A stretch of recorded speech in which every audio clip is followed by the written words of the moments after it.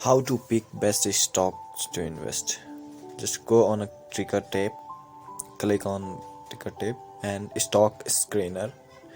Then you will direct it into inside.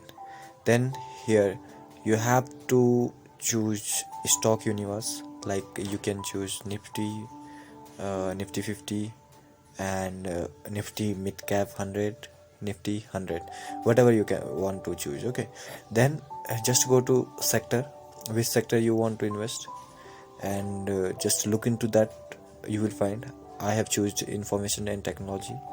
So with this, now you have to choose which